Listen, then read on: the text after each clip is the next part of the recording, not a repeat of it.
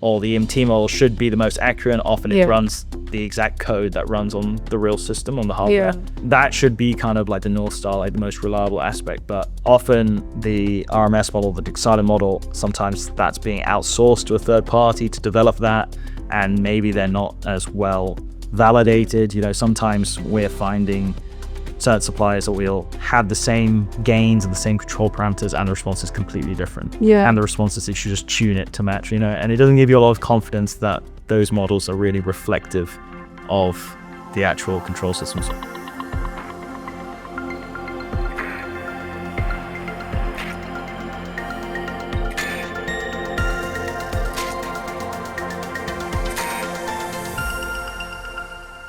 Hello, today we'll talk about increasing complexity in power system studies and the difficulties in achieving compliance.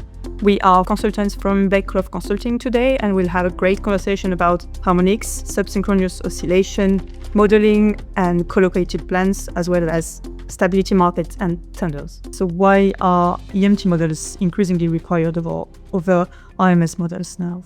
I think in general it's just because of how quick the system dynamics are becoming. You can imagine events like faults occurring on the network. If you really want to capture the performance of the IPRs, you have very fast acting loops inside the controller, so they have maybe like a time constant of a couple of milliseconds.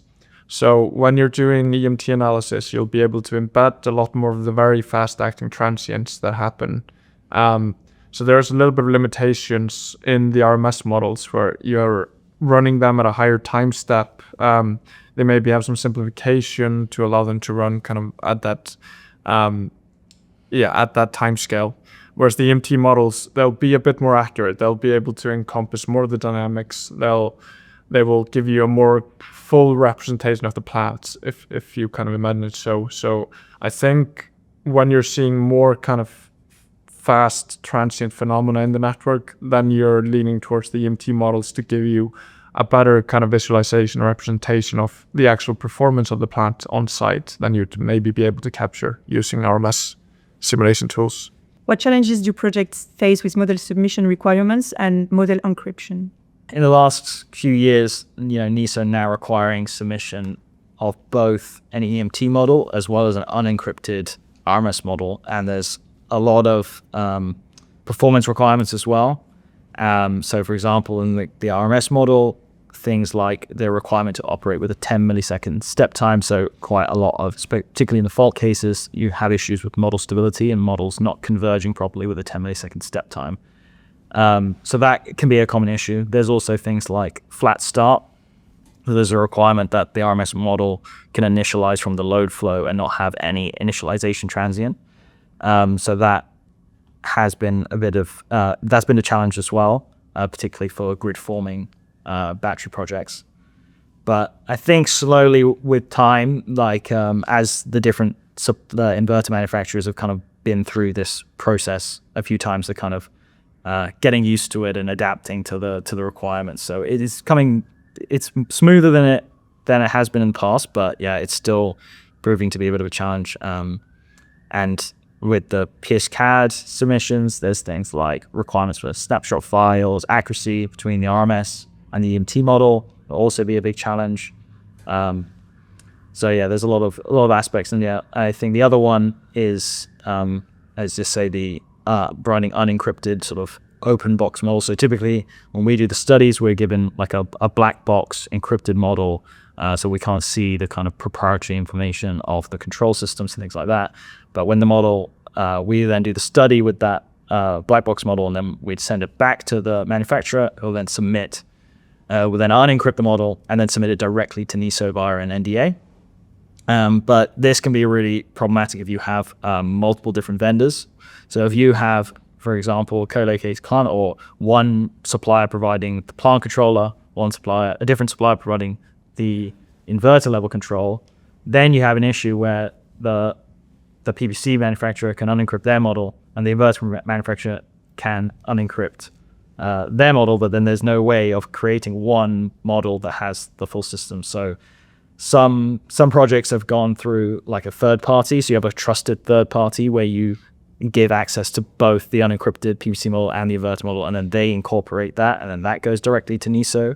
In other cases, we've worked on projects where we have to basically develop a new generic plant control model or inverter control model that we then tune and validate it against the black box model. So we're kind of reverse engineering some of the control logic and tuning to align with that. And then as long as that's validated and the performance is within the acceptable kind of deviation, then NISO will accept you to submit that instead. So that's an approach that we've had to take on a few projects, but it can be challenging as well. So I think one of the challenges is also when we are submitting EMT model and we're comparing those with the RMS results. And like I think within the same OEM, they have because they have different models and different teams working on it. Yeah. There's different stakeholders involved, and especially if there are two different vendors, then I think it becomes a bit complicated when you are comparing RMS and EMT model. I think NISO is getting more stricter on the comparison between the two models. Yeah, I definitely think we found that the PSCAD model typically, or the EMT model, should be the most accurate, and often it runs the exact code that runs on the real system, on the hardware. Yeah.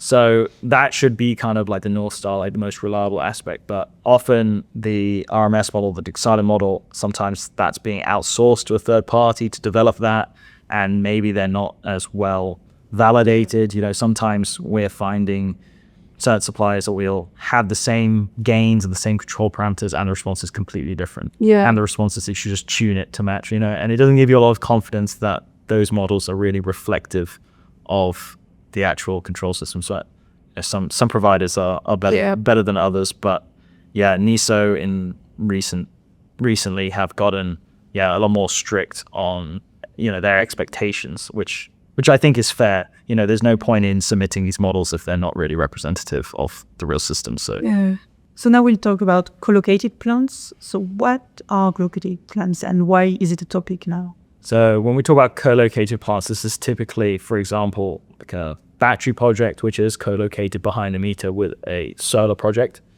So this has basically commercial advantages in that you can, for example, have getting the most out of your grid connection. So you could have a 50 megawatt grid connection, and then you could have a 50 megawatt BESS and a 50 megawatt PV.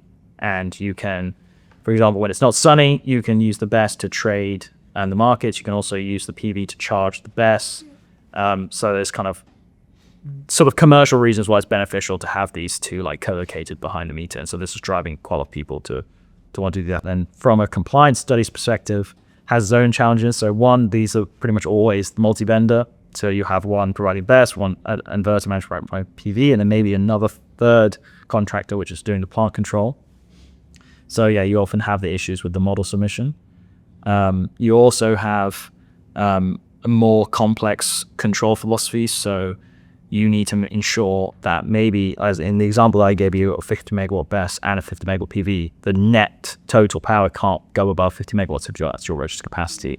So you need to make sure that you're designing a control system. So quite often you might have a master-slave type control where you have one plant control that's overseeing it, and then two sub-plant controllers, one for the BESS and one for the PV. There's lots of different ways about going about it, but it's something that it's worth thinking about carefully up front, which is not always the case. And then also in terms of the control philosophy as well. So when we do the studies, we need to have clear guidance, how they intend to operate the plant. So often they will just, typically you would prioritize the PV output, and you would let the PV just generate as much as it can based on the sunlight, and then kind of utilize the BESS as best you can around the kind of available headroom compared to the register. Yeah, I think we have to include those operational scenario in our studies as well. So for instance, if you're doing a load flow study or any other study, we need to include those. For instance, if a PV and a BESS, then we would include, PV on the scenarios, then BESS on the scenarios. Yeah, so and then both of those. NISO basically make you do studies 3 times, basically. So a scenario in which both the BESS and PV are both exporting, and a scenario where it's just PV exporting the BESS is offline, for example, and then another scenario where the BESS is exporting, the PV is offline. So it adds a whole nother kind of layer and length to the studies, and you need to kind of find one solution that kind of covers all of the different scenarios. So yeah, and that definitely adds complexity. I think we have more specific requirements related to co-located projects now. So we were talking about SSO, and I've seen this within the SSO study. They have explicitly mentioned this about co-located plants as well, that you need to run it when both PV and BESS are operating, and then run the SSO study.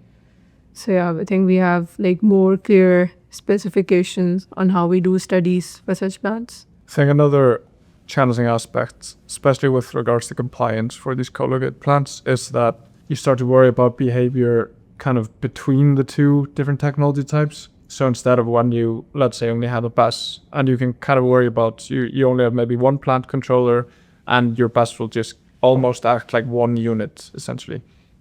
When you have two different technology types, like BESS and PV, they will be connected to maybe a common point, and then another point to what would be your kind of point of connection.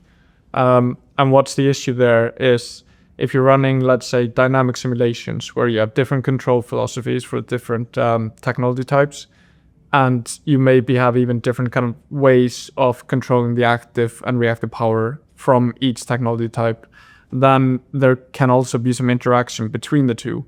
So the PV's performance, for example, if you have a PV and BESS system, could be impacting how the BESS behaves as well under some sort of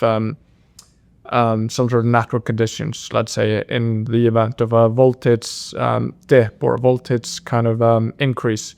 So it becomes a whole lot more complicated when you have to start to think of the behavior with respect to the grid, and then you have to see the behavior within the plant as well. So it adds a layer of complexity to the plant as like one unit. And then you start getting into a position where the OEM for the BESS starts pointing fingers at the OEM for the PV, and then back the other way, and then you can't resolve anything. Do those interactions impact compliance and stability? Yes, they definitely do. I mean, the compliance is assessed from the grid's perspective, essentially. So what happens at the plant level is maybe not of the uttermost importance to the operator. But if there's some sort of interaction within the plant, it can, for example, let's say, delay your active power response following a fault, or any sort of behavior seen from the grid will, of course, depend a little bit on what happens at the plant level. So this can cause issues with things like setting in the correct set points. It can create issues in terms of the dynamic response might kind of counteract each other, or it might be delayed, or there might be some sort of, the combined response might not be adequate from the grid's perspective, in a sense. So it definitely can impact the compliance in quite a significant way. So thank you very much to all our consultants for this really interesting discussion. And if you have any question about those topics, please reach out to Blake Clough Consulting.